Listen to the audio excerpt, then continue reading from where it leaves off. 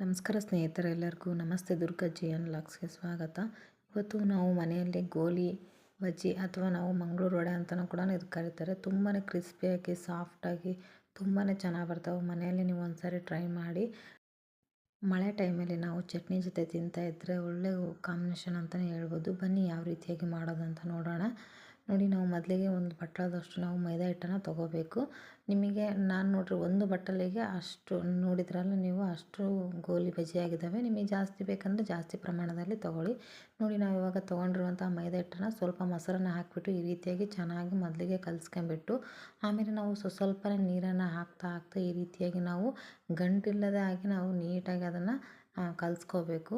ಮೈದಾ ಹಿಟ್ಟಾಗಿರೋದ್ರಿಂದ ಅದೊಂದು ಸ್ವಲ್ಪ ಗಂಟು ಬೀಳೋ ಚಾನ್ಸಸ್ ಇರುತ್ತೆ. ಅದಕ್ಕೋಸ್ಕರ ನಾವು ಸ್ವಲ್ಪನೇ ನೀರು ಹಾಕ್ತಾ ನಾವು ಈ ರೀತಿಯಾಗಿ ಕಲಿಸ್ಕೊಳ್ಳೋಣ.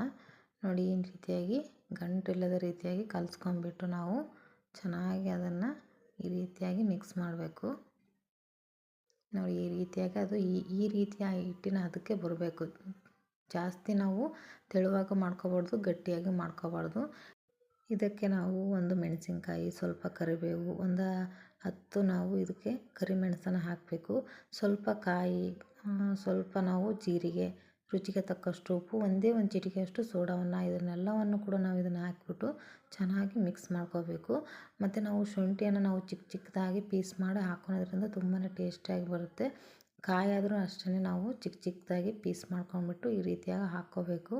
ನೋಡಿ, ಇದನ್ನು ನಾವೆಲ್ಲನೂ ಕೂಡ ಚೆನ್ನಾಗಿ ಮಿಕ್ಸ್ ಮಾಡಿಬಿಟ್ಟು, ಇದು ಎಷ್ಟು ಚೆನ್ನಾಗಿ ನೆನೆಯುತ್ತೋ ಅಷ್ಟು ಚೆನ್ನಾಗಿ ಗೋಲಿ ಬಜ್ಜಿಗಳು ಚೆನ್ನಾಗಿ ಬರ್ತವೆ.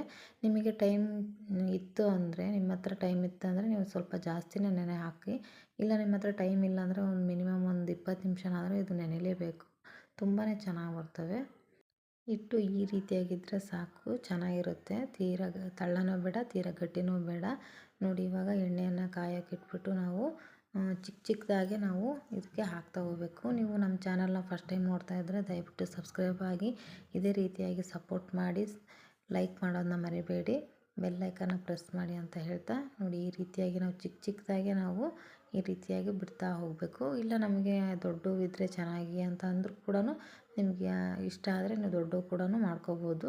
ಇದು ಹೆಸರಿನ ತಕ್ಕಾಗಿ ಗೋಲಿ ಬಜ್ಜಿ ಅಂತ ಇರೋದ್ರಿಂದ ನಾನು ಚಿಕ್ಕದಾಗಿನೇ ನಾನು ಬಿಡ್ತಾಯಿದ್ದೀನಿ, ಗೋಲಿ ಥರನೇ. ನೋಡಿ, ಈ ಗೋಲಿ ಬಜ್ಜಿಯನ್ನು ನೀವು ಟೊಮೊಟೊ ಸಾಸ್ ಜೊತೆ ಅಥವಾ ನೀವು ಚಟ್ನಿ ಜೊತೆ ಕೂಡ ತಿನ್ಬೋದು. ತುಂಬಾ ಟೇಸ್ಟಿಯಾಗಿರುತ್ತೆ. ನೋಡಿ, ನಾವು ಇವನ್ನು ಲೋ ಫ್ಲೇಮಲ್ಲಿ ನಾವು ಇವನ್ನು ಕರಿಬೇಕು ಚೆನ್ನಾಗಿ. ಲೋ ಫ್ಲೇಮಲ್ಲಿ ಕರಿಯೋದ್ರಿಂದ ಒಂದು ಸ್ವಲ್ಪ ಟೈಮ್ ಹಿಡಿಯುತ್ತೆ. ಈ ರೀತಿಯಾಗಿ ನಾವು ತಿರುವಾಗ್ತಾ ಒಂದು 5 ನಿಮಿಷನಾದರೂ ನಾವು ಈ ರೀತಿಯಾಗಿ ಮಾಡೋದ್ರಿಂದ ಈ ರೀತಿಯಾಗಿ ಕಲರ್ ಚೇಂಜ್ ಆಗ್ತಾ ಹೋಗ್ತವೆ. ನೋಡಿ, ತುಂಬಾ ಚೆನ್ನಾಗಿ ಬರ್ತಾ ಇದ್ದಾವೆ. ಇವಾಗ ಕಲರ್ ಚೇಂಜ್ ಆಗಿಬಿಟ್ಟು ಈ ರೀತಿಯಾಗಿ ಫೈನಲ್ ಆಗಿ ರೆಡಿ ಆದವು ಗೋಲಿ ಬಜ್ಜಿ. ನೀವು ಕೂಡ ಮನೆಯಲ್ಲಿ ಒಂದು ಸಾರಿ ಟ್ರೈ ಮಾಡಿಬಿಟ್ಟು ಹೇಗೆ ಬಂದಿದೆ ಅಂತ ಕಮೆಂಟಲ್ಲಿ ತಿಳಿಸಿ. ಲೈಕ್ ಮಾಡೋದನ್ನ ಮರಿಬೇಡಿ. Thank you.